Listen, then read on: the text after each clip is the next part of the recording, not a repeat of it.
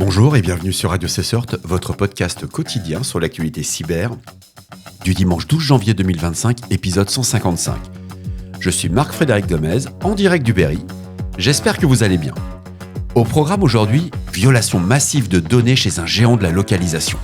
Des hackers revendiquent une intrusion majeure dans une entreprise spécialisée dans les données de localisation. Une enquête de 404 médias.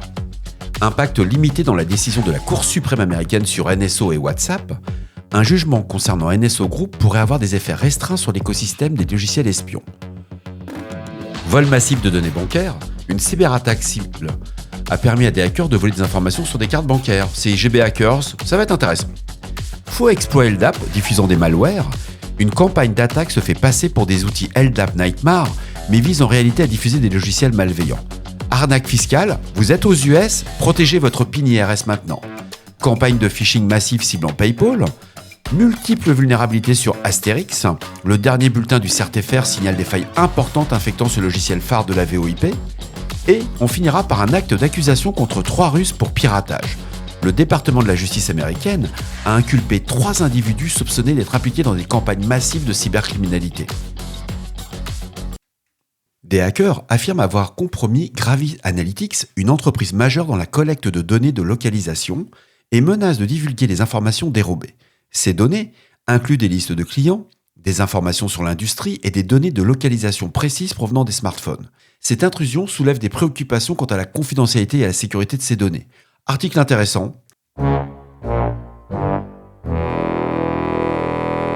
Un tribunal fédéral américain a statué que NSO Group, fabricant du logiciel espion Pegasus, peut être tenu responsable des piratages effectués via sa technologie, notamment ceux ciblant des utilisateurs de WhatsApp.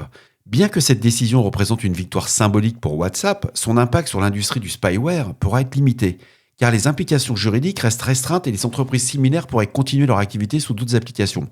C'est surprenant comme décision judiciaire, mais pourquoi pas ? Je voudrais surtout voir comment on fait pour déposer plainte, quoi. Je me suis fait pirater mon téléphone, et on va dire à une entreprise israélienne comme Pegasus, je vais déposer plainte contre vous.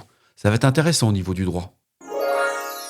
Au Moyen-Orient, des fraudeurs se font passer par des agents gouvernementaux auprès de personnes ayant déposé des plaintes commerciales. Ils les incitent à installer des logiciels d'accès à distance tels que AnyDesk pour ensuite voler leurs informations de cartes bancaires et effectuer des transactions non autorisées. Cette méthode souligne une nouvelle fois l'évolution des tactiques des cybercriminels et la nécessité d'une vigilance accrue de la part des utilisateurs. C'est surprenant comme façon de faire parce que on connaissait ce type de fraude, mais maintenant ce sont des agents gouvernementaux qui ont quand même accès à pas mal d'infos. C'est dossier à suivre.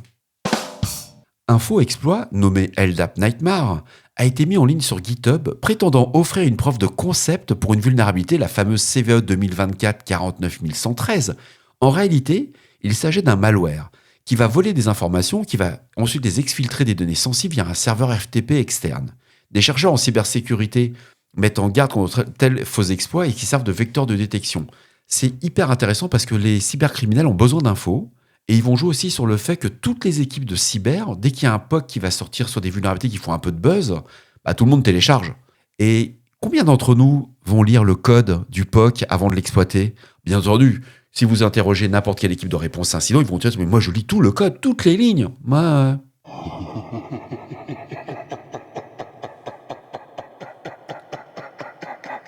Une nouvelle campagne de phishing vise les utilisateurs de PayPal, les incitant à fournir leurs identifiants sous prétexte de vérifier leur compte. Les attaquants utilisent des pages de connexion factices pour recueillir les informations d'identification, compromettant ainsi les comptes des victimes. Les utilisateurs sont invités à être prudents et à vérifier l'authenticité des communications reçues. C'est un très bel article de Security Affairs, je vous le recommande, ça prend quelques minutes à le lire, et on voit quand même que les attaquants, ils sont prêts à tout, quoi. Mais c'est assez intéressant. Pour un dimanche, j'ai trouvé ça cool. Une vulnérabilité a été découverte dans certaines versions du logiciel Astérix permettant à un attaquant de compromettre la confidentialité des données et de contourner les politiques de sécurité. Alors les versions affectées incluent des versions antérieures à la 18.26.1, la 20.11.1, la 21.6.1 et la 22.1.1.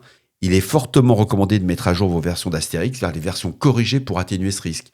C'est un bulletin du CERT-FR, il ne faut vraiment pas hésiter si vous faites de la VoIP et que c'est exposé sur Internet. Enfin, pour finir cette revue d'actualité, on apprend l'inculpation de 3 Russes pour exploitation de mixeurs de crypto-monnaies. Le département de la justice des États-Unis a inculpé 3 ressortissants russes pour avoir exploité des services de mixage de crypto-monnaies, Blender.io et Sinbad.io, utilisés pour blanchir des fonds de cybercrime. 2 des accusés ont été arrêtés tandis que le 3e est en fuite. Ces services permettent de masquer l'origine des fonds, facilitant ainsi des activités illégales. Article intéressant sur le blanchiment d'argent, si vous êtes intéressé par cette partie-là, à voir. Enfin, ils ont arrêté 2 personnes sur 3, et on sait très bien que les têtes de réseau ne sont jamais arrêtées à ce niveau-là, quoi. Et voilà, cet épisode de Radio Cessor du dimanche 12 janvier 2025 touche à sa fin. J'espère qu'il vous a plu, qu'il vous a apporté des informations utiles. Je ne sais pas si ma voix est revenue, mais c'est l'enfer. J'ai fait 6 prises quand même pour arriver à bout, là, juste pour arriver à... N'oubliez pas, si vous avez des questions, des suggestions de sujets que vous souhaitez voir aborder dans les prochaines émissions. Demain, je serai en terre monégasque. Réunion intercert entre le FIRST et la TFC CERT.